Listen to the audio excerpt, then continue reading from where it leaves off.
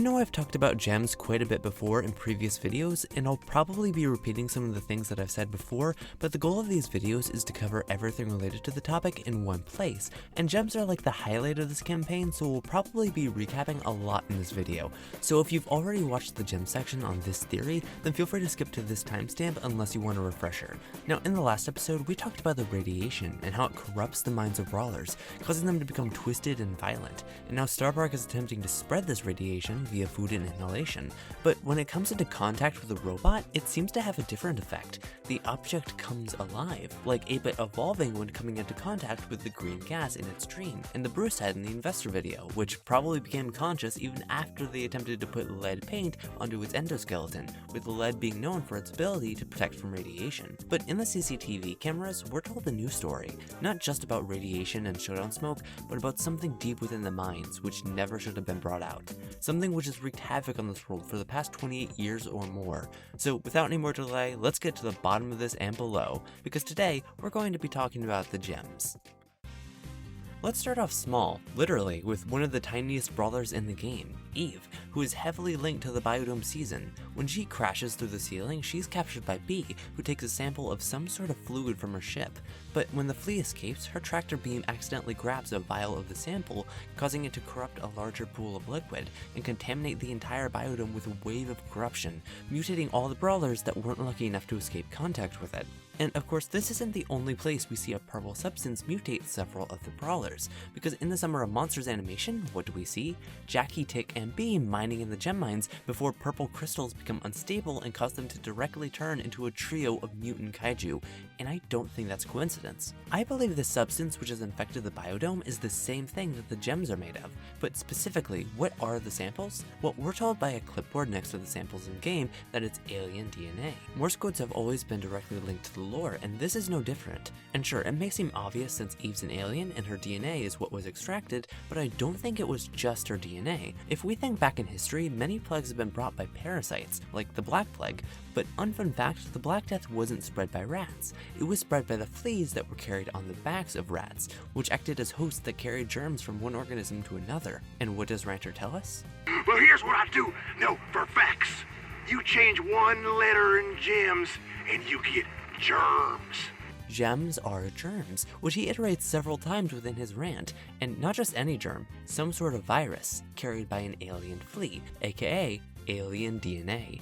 I specifically propose it being a disease because diseases and immune systems are mentioned on a consistent basis throughout the lore. For example, many healthy dancers with strong immune systems, few family connections, will get a job in the dance show. why would they need strong immune systems if there wasn't a bacteria that they needed to protect themselves from? Or how about this safety booklet on the Starpark website, which states, "It's not a biohazard, it's a bio-opportunity." Biohazards are hazards which come from biological materials, and that includes diseases, plus the fact that it says restrict exposure to eyes and mouth, with the mouth and eyes both having mucous membranes, which is where most foreign substances are able to get in and infect the body. And I don't think this disease only has a negative effect on its hosts, it positively affects tons of brawlers as well. Eve herself, the main carrier of these gems, is a walking, talking, intelligent flea. Ruffs is the main target of Eve's attacks, and it was probably through this that he gained intelligence. Squeak came from Ruff's saliva, mutating from yet another infected creature. This anthropomorphic chicken, which we can see in the 8-bit minigame, was probably Shelly's pet from her early concepts before gaining intelligence. Otis, Crow, Hank, and all the other animals have all become sapient beings due to having their DNA rewritten. And it doesn't just affect animals either. Gems also affect the fungi in the Enchanted Forest. Since we can see them directly absorbed by the mushroom in Cordelius's arena, these ones have been mutated, causing them to take over Cordelius's mind, which have made him go insane. I also think this is why Gus isn't a ghost. Remember, we see Leon touch the gems and get his powers while stealing from Bull, and what power does he get? Invisibility, the ability to become see-through. Just like what happens to Gus whenever a photograph is taken of him.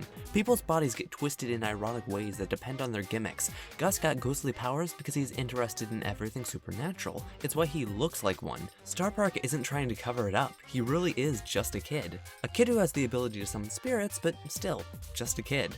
And I should probably bring up redheads too, because I also think that Jessie has been affected as well. Jessie is a child prodigy with intelligence far above that of a normal child. wild. She's able to build robot dogs and gun turrets and robot dog turrets, something that's not exactly commonplace among her peers. And the WKBRL ad for Scrapsurance Healthcare says, "Do you work in a scrapyard? Are you sick? If you answered yes to one or both of those questions, then you may be eligible for health insurance coverage with Scrapsurance Healthcare." And Rancher 2 stating, I'm hearing strong language that redheads are sick. she also had her intelligence boosted because of it, turning her into a genius. And gems, germs, and their effects are even further supported by a new wave of evidence brought to us by the most recent lore campaign. Take a look at Curl's description. What does it say? Don't get him started on the effects of gems. And yeah, they do have a lot of effects. In addition to all the previously stated examples, there's even more that are outright stated to be hosts of the disease. Quote, "This advertisement is for Catric ericatricus, the only aspen ointment proven to protect against bacterial infections from ordinary cactus bites." End quote. These are referring to the same cacti that are being grown in Cowboy Ivan's cactus patch, which was another advertisement on WKBRL. They've been grown in soil affected by the gems, and because of this, they've grown mouths and teeth, allowing them to, you guessed it, transmit the virus. Which is funny because that's the third backstory that Spike has gotten. First being the cactus brought alive via bullets in a cowboy duel, the second being him stated as the last of his kind, which is supported by his title, and the final being brought alive by gems. So that was the reason I said that I wanted to believe that Colt's bullets were the ones to bring Spike alive in my headcanons video. Hypercharges are one of the effects of these gems, right? The purple color gets the point across, and Colt's hypercharged bullets are at least in part made of gems. Notice the crates full of them in the background of the animation, which Canal pointed out as well. And still, WKBRL is just full of these infection motifs, like Genie Later, which repels clean genies. Why are they clean? Do I even have to say it at this point? U/Admirable Simple points out that this purple mist comes out of Gene's lamp and brings things to life. So yet again, there's an example of a purple substance evolving things, only this time they're inanimate objects. This is the second example we have of an object coming to life. In the last episode, we talked about 8-bit and radiation, and that's how he came to life, right? Through that radiation? Well, yes, but that's only one part of it. The CCTV presented a new facet of the gems. Sure, they've mutated brawlers before, but in the very first time we see them, they appear to affect Dynamite's mind and make him twisted and violent. Same thing with Bull, to the point where he's willing to shoot 2 children in the face to prevent his gems from being stolen. While previously he was just a chill guy who owned a diner, he transformed into a bloodthirsty brute who has no problem, once again, I can't stress this enough, firing a shotgun at children. Does that sound familiar to you? I think radiation is also in these gems. After all, what does Rick call them in his log? Glowing rocks. And that's a great point. The gems release light every time they brainwash someone, or mutate someone, or even just pop out of the mines in game. Light is by definition a form of radiation, and these are obviously releasing some form of energy, which is being harnessed by Star Park to power facilities in game. I think these gems are linked with very little difference between them. The radiation is green and the gems are purple, that's been established, but anywhere you find that green radiation, purple is always close to follow. There are 2 types of gems, one is green and one is purple, and they're always shown to be equals. Green energy drink? Boom, we also have purple energy drinks too. Even the Showdown gas, which is green for most Brawl Stars players, is purple if you go to the China version. Purple gems contain both radiation and germs, which is why they can both be used for energy and corrupt brawlers' minds. And why they can make the PowerPoints we see in the factory, which is what this The Voice That Hears You audio was referring to. This news and weather report is brought to you by... Let's face it, our bodies simply don't make enough power. That's why we made the only supplement fortified with raw power. Isn't it time your body did more for the power grid? Try today. Now available in an easy-to-chew power plant-based gummy form. Which is funny because I originally thought it meant power cubes, and yet again, here we see another example of green and purple equals, power cubes to power points. It's also why this giant bee can be seen in the investor video. Both the body and mind have been affected, with one part making it aggressive and the other making it grow to a ginormous size. So knowing all that, it would make perfect sense as to why the radiation is shown when the gems brought 8-bit to life, just like we see on the CCTV. Radiation is in the gems. And you know how we established that Star Park was putting radiation into its food to serve to its guests? Well, I think they're also doing the same thing with the germs, mostly because of what Rancher says. Why are they green? Why are they purple? Why are they such delicious flavors looking colors? Why do they look like you want to eat them? You can't. You have to eat them with your mind. gems are delicious? Look at this picture of the gum from the Star Park website. What flavor is it? Purple. And it's inedible. Why? Because it contains the virus. And from there, we could also assume that these gumballs contain the virus, because the webmaster says they may or may not be safe to eat.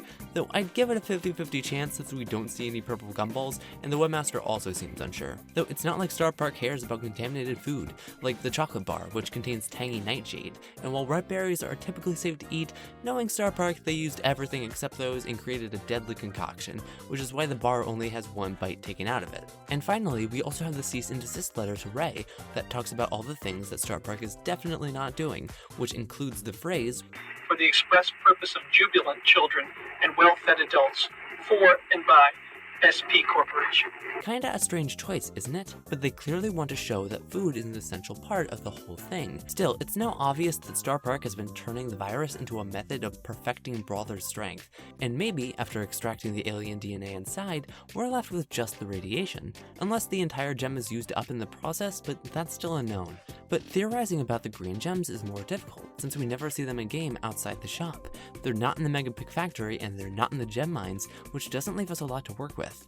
My best speculation is that the green gems were the original gem. Maybe they were somehow formed from nuclear waste buried there a long time ago.